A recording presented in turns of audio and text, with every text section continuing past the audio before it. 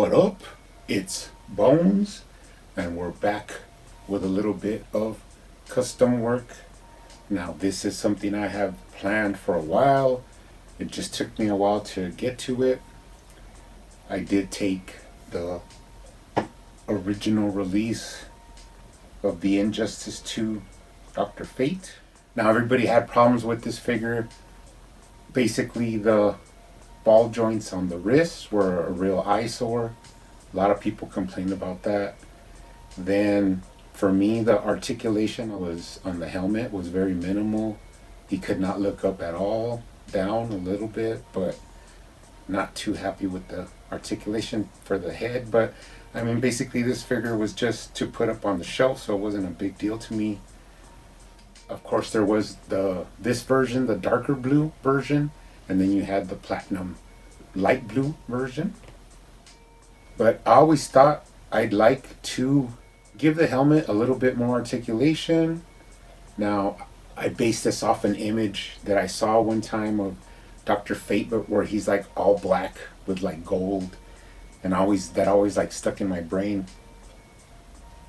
So I wanted to represent more of that color scheme and then see what I could do to fix the figure a little bit more. Also, this like cream colored cape, I wasn't a big fan of that, but it is what it is. I do have him up there on the shelf. Now, the other part of this is the Wonder Woman from the Last Night on Earth. Now, I did do a complete repaint of her.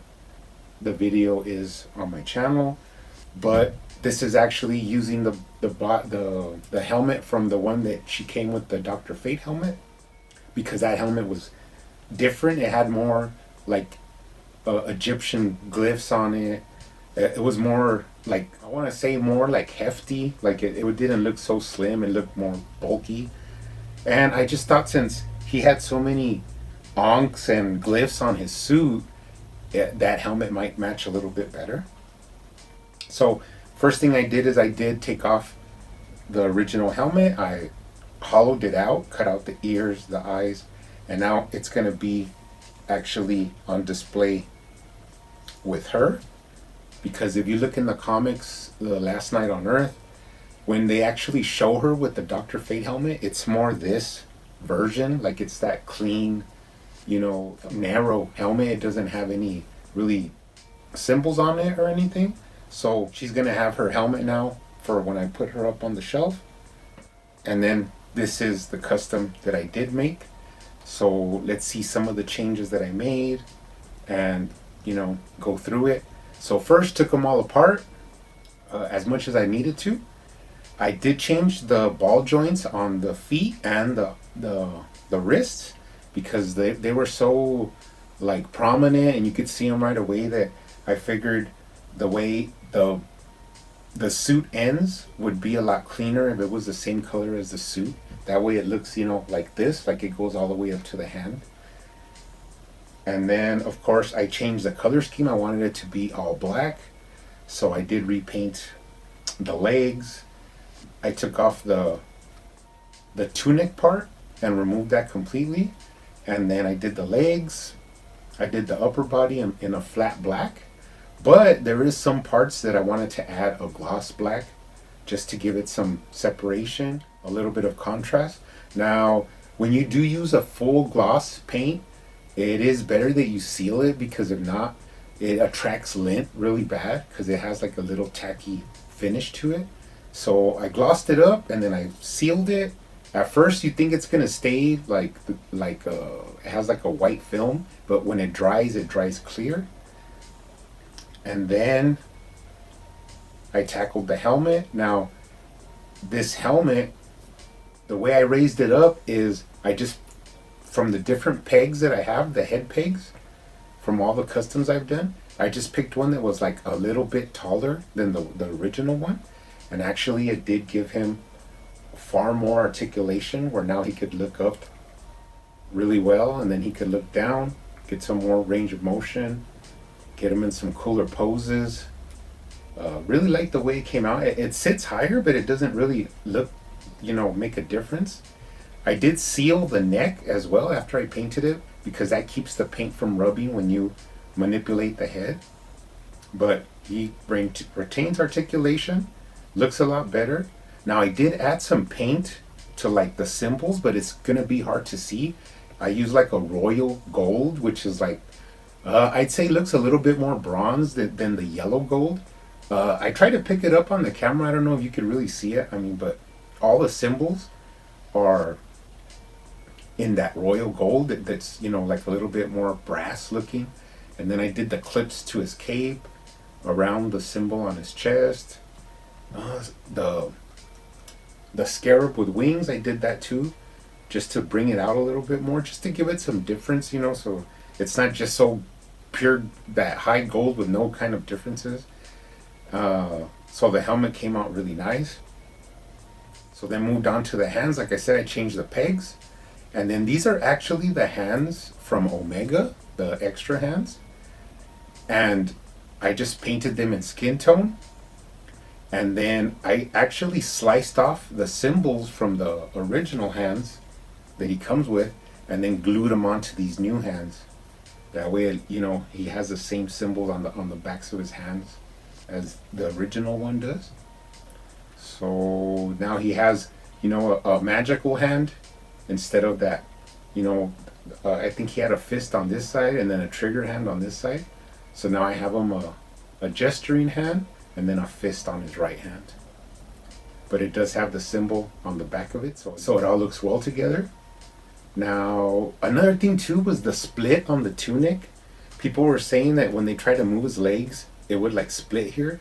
But actually, I think it's better if you have it split, because it doesn't go anywhere, it just splits there. But it actually lets you like raise up his leg and give you a little bit more, range of motion. Because when you put the legs back straight, it goes back to the same position. So it doesn't necessarily have to be glued in that spot. As long as it stays connected on top, it'll just let you, move the legs around. And then when you put them back to the way they are, that those two pieces go back under the tunic. So it doesn't really mess with it at all. So I think they should have never even glued that and just left it free to get like a little bit more movement in the legs.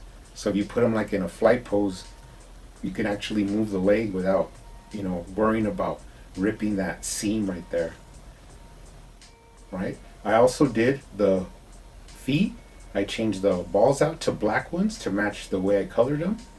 But then I put back the same feet and painted them black. He still retains like the toe articulation, and you could still move them around. Now with the black ball joint, you don't have to be worried that it's gonna like scrape the paint or anything. So that came out pretty cool. And then of course the cape, like I said before, that cream colored cape, I didn't like it. So what I did is I cleaned it off and then I primered it white, and then I gave it 2 coats of pearl, which is like a metallic white. They came out really nice. I really like the cape now, just the way it looks, with a little bit of like reflectiveness. And plus it's going with that theme of the pictures that I saw where he's like in black with a white cape. So the helmet fixed the articulation and then used a more consistent like Egyptian styled helmet with the suit that he has. And then gave it the tones of that like brass gold, that royal gold. And then painted them all black with a little bit of gloss black accents to like the padding and stuff, just to, mix it up. And then fix the feet. And then now that's my new Dr.Fate figure. My own style. This is just, I don't really have a plan always. I just go, with the flow. But actually, he's really nice. Really gonna be happy to put him back here on the repaint shelf. And then we did do some effects for him. So first was like, I cut this from one of the speed effects for the Injustice 2 Flash. But you can actually just put this around his hand and gives him like an effect there.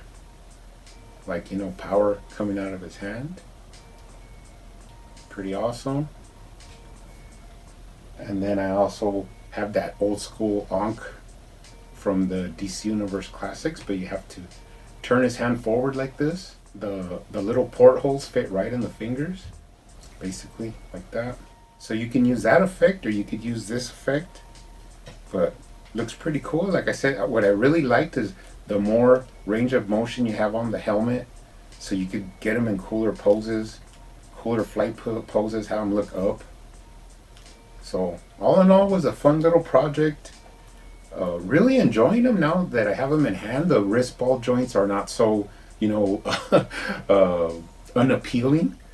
But yeah, that's my repainted Justice 2 Dr. Fate with a new color scheme, new helmet, new effects, and new hands.